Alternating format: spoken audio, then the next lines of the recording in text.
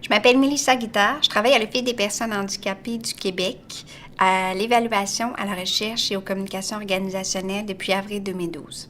J'ai une déficience auditive qui progresse depuis l'âge de 14 ans, c'est-à-dire qu'au départ, c'était une baisse auditive légère qui, tranquillement, est devenue une baisse auditive profonde. Cette déficience est probablement due à une lésion des cils de la cochlée étant située dans l'oreille interne. Probablement que c'est dû à la prise d'antibiotiques alors que j'ai fait des otites répétées durant mon enfance et mon adolescence. Ma déficience auditive entraîne bien évidemment une incapacité de type sensoriel qui limite de façon significative ma capacité à entendre. C'est également une déficience qui est persistante, c'est-à-dire qu'il n'y a pas d'amélioration possible ou envisageable de mon audition à long terme. Ma déficience auditive m'a amenée et m'amène encore à rencontrer des obstacles dans ma vie de tous les jours. Par exemple, en milieu scolaire, lorsque j'étais à la petite école, évidemment, mon audition était quand même meilleure qu'aujourd'hui. La baisse était assez minime.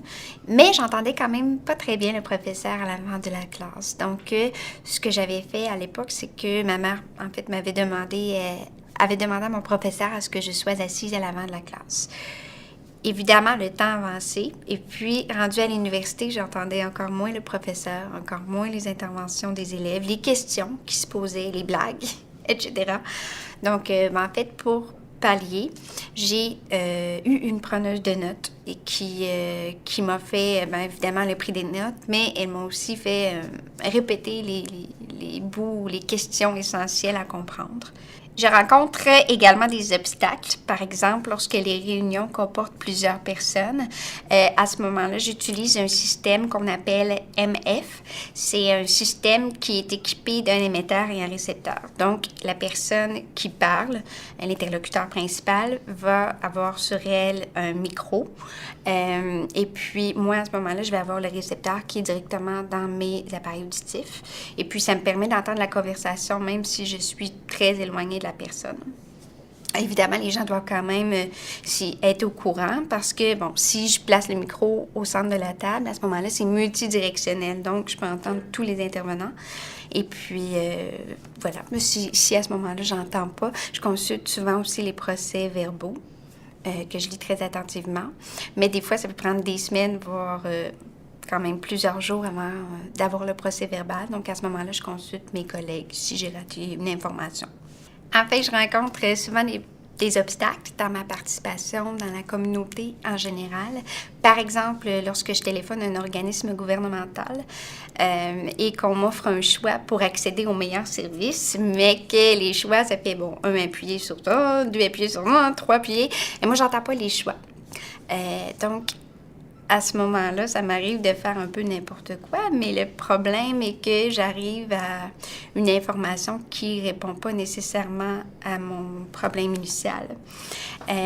Des fois, on m'offre des choix et puis ce que je fais, c'est que je fais directement 0 pour parler à une personne, mais cette fonction-là est de moins en moins disponible, comme on le sait. Donc, finalement, c'est ça. Ça demeure un obstacle au téléphone. Ce qui arrive, c'est que je dois attendre pour qu'une personne puisse téléphoner à ma place et souvent, ça me fait perdre beaucoup de temps. Je rencontre également plusieurs obstacles sur le plan des transports. Par exemple, en autobus, lorsque c'est seulement un signal sonore qui annonce les arrêts, ou qu'on parle du train, du métro, des aéroports, où on entend souvent par la voix, par exemple, pour annoncer les départs, les arrivées, etc. Ou à l'hôpital, quand c'est l'infirmière qui appelle mon nom de son poste avec un micro. À ce moment-là, vous pouvez être sûr que je rate mon métro, mon autobus, mon bus, puis mon rendez-vous chez le médecin. Fait que, en fait, je cherche constamment les signaux écrits où je peux me référer, ou les comptoirs d'information. Je rencontre d'autres obstacles dans ma participation dans les loisirs. Par exemple, au cinéma, les films ne sont pas sous-titrés au Québec. En France, les films sont sous-titrés au cinéma. Donc, ça, je trouve ça super génial. Au Québec, c'est pas encore le cas. Donc, cinéma, on oublie. Au théâtre, c'est un obstacle lorsque je ne suis pas assise à l'avant. parce que je ne peux pas voir les lèvres des acteurs. Donc, en général, si je vais au théâtre, j'essaie de m'asseoir dans les premières rangées. Aussi, à la radio. La radio, ça, c'est un obstacle qui, pour moi, va demeurer insurmontable, si on peut dire, entre guillemets, puisque la radio, il n'y a pas de moyen d'adaptation pour y pallier. Les plans d'action, c'est une étape très importante. C'est là le moment, finalement, de dire oui, on décide de mettre en place des actions pour que les personnes handicapées, comme tous les autres citoyens de la société québécoise, puissent mieux s'intégrer. Le plan d'action, par définition, c'est pas juste une résolution du nouvel an. Non, c'est vraiment d'identifier des obstacles, de se munir de moyens financiers, des ressources humaines, des ressources matérielles, de dire, OK, voici ce que j'ai comme obstacle, voici ce que j'ai comme ressources, et puis voici l'échéancier que je propose pour rencontrer les mesures que je souhaite prendre dans le temps. Donc, effectivement, les plans d'action, c'est vraiment le moyen pour cheminer vers une société qui soit plus solidaire envers les personnes handicapées. Je tiens également à dire que, dans le fond, tout le monde gagne à mettre en place des mesures d'accommodement raisonnable ou d'aménagement physique des lieux, etc. Parce que, en fait, il n'y a personne qui est à l'abri, un jour ou l'autre, de développer une incapacité.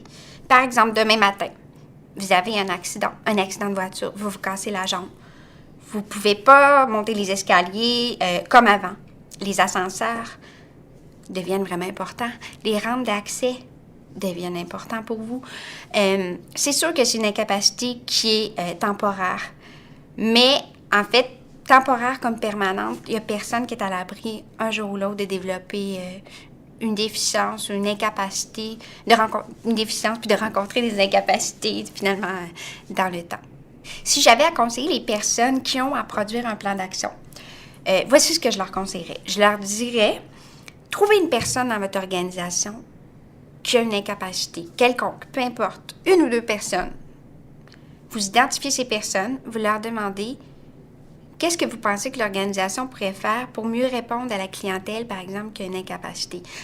En général, de mon point de vue, je vous le dis, les personnes qui ont une incapacité, comme moi, comme plusieurs autres personnes, ont généralement une sensibilité à ça. Donc, ils sont capables de vous répondre, puis d'identifier rapidement les obstacles à l'intérieur de votre organisation, puis de vous dire ce serait quoi les mesures pour pouvoir les contrer. Moi, par exemple, à l'Office des personnes handicapées du Québec, lorsque je suis arrivée, on a fait une adaptation de mon poste de travail. Vous savez, je vous ai dit, mon principal problème était le téléphone. Donc, on m'a muni d'un système Bluetooth pour que je puisse entendre normalement au téléphone. Vous verrez que parfois, des moyens très peu coûteux, faciles à mettre en place existent. Par exemple, je dis ça comme ça, une évaluation du bien-être de vos employés handicapés ou une journée de sensibilisation à tout le personnel à l'intérieur de votre organisation à la condition des personnes handicapées, à l'importance de s'adapter à ces personnes-là lorsqu'elles viennent à vous. C'est des situations où on peut facilement mettre en œuvre des mesures et puis qui ne coûtent rien. Si jamais vous avez besoin d'exemples concrets, moi, je vous invite à consulter le site Internet de l'Office des personnes handicapées ou de téléphoner directement au personnel ou encore d'aller directement sur le site où il y a l'onglet « Services accessibles ». Vous allez trouver toute l'information pour passer du plan à l'action.